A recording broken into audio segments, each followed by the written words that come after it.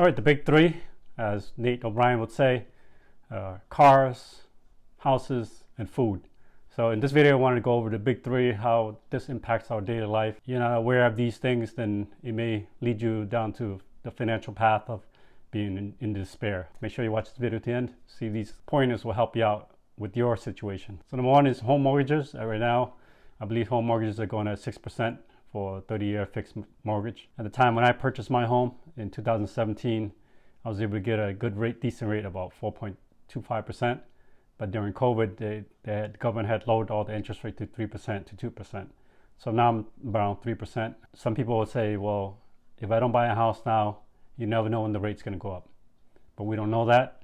I mean, yes, the interest rate may go down, but then house prices may go up. So it kind of offsets each other. So either way, you can't win as far as like trying to time the perfect time to buy a purchase or a house.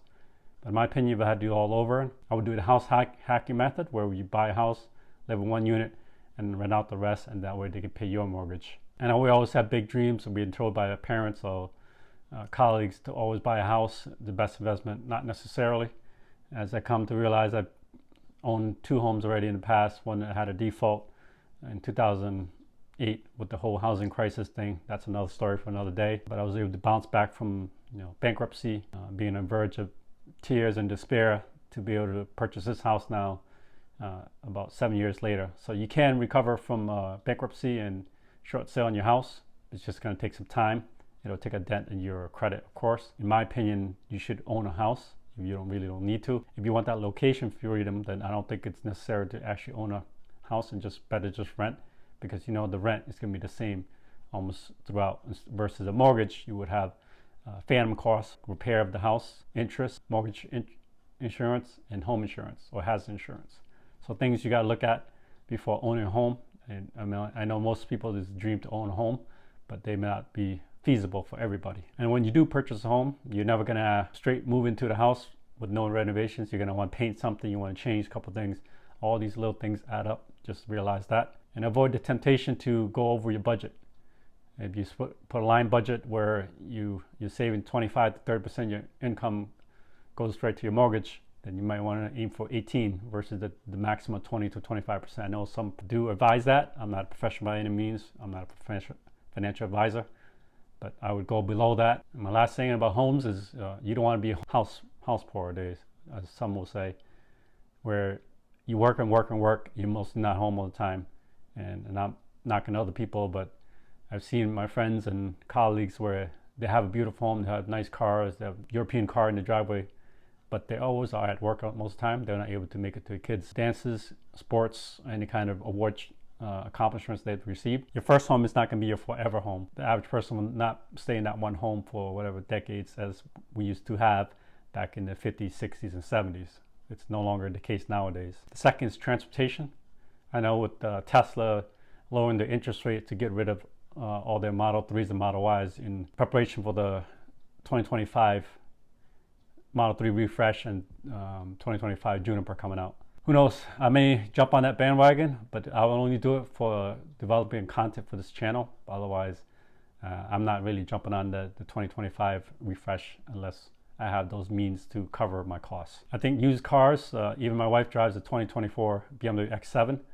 And the reason I bought that model, because here's a caveat, if you guys didn't know, you want to buy a car that's either a year or 2 behind. If anything has gone wrong with the system or there's stuff wrong, they already figured out what's wrong with it. It gets better and better as the product launch comes out as a new model. It comes with costs as far as phantom costs, like to fix the car, if anything was to go wrong, the warranty, the battery, the starter, the drivetrain, any of those things that goes wrong, you have to bring back to the dealership. But you buy a car that's either 4 to 5 years old, it has depreciated, which means the value of the car has decreased by a certain number amount. Like for Toyota, it doesn't decrease by much. You buy a $30,000 RAV4, it'll still be around $25,000, $27,000. The last thing I would say about transportation is it depends on where you live. If you live in New York or Boston, do you really need a car? Because you're going to be paying a premium to park. I know my colleagues that live in Boston, they do pay about $400 a month just to have a parking space in the city, and they live in a condominium, nice condominium. So figure out, is it feasible for you to have a car? Is it even, good to have a car in the city, especially New York. You don't need a car. You can just Uber or take a train. And then food. Thankfully, I do cook a little bit. I don't cook that well, but I'm able to cook a certain meal. And most of you can, like you said, YouTube is the way to go. And some of the stuff I do cook, it's just packable, take it to work every day, take it to school. Easy, warm it up. You don't have to go to the cafeteria, wait in line, and guess what kind of food is there for the day. So pack your food. I try to have my coffee in the morning here instead of having it at work.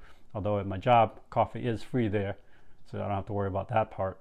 But try to pack your food. You maybe our family we eat out maybe twice a month, and we don't go fancy. Sometimes we'll go all out if it's a special occasion, like a fancy 5-star restaurant, nice steak and all that. But we don't do that on a rare occasion. But mostly we eat regular like everybody else. And we go Chipotle, Five Guys, whatever.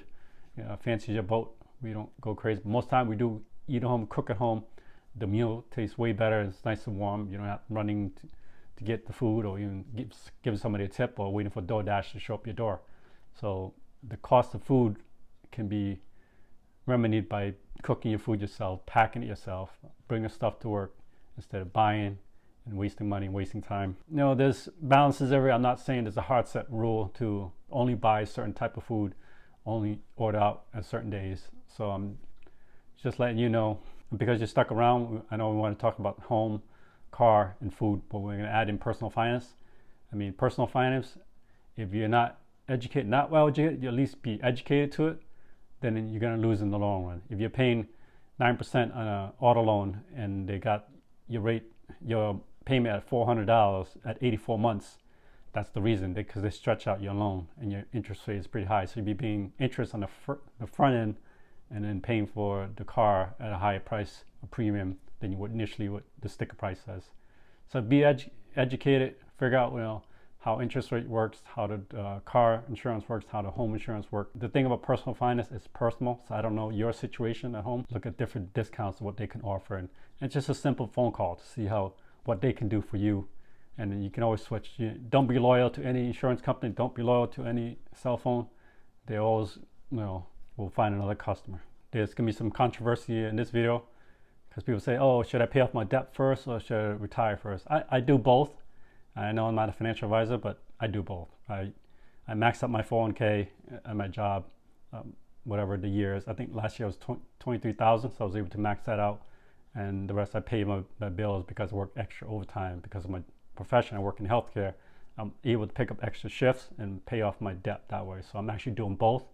I'm planning for my retirement, and also I want to be able to pay off my high interest rate bills at the same time. So those are 3 plus 4 things that I would look at as far as to be financially free and healthy in the years coming. So I hope you enjoyed this video. If you haven't already subscribed to this channel, I'll talk about personal finance and how it can help you save money, living a healthy, happier financial life. I'll see you next one.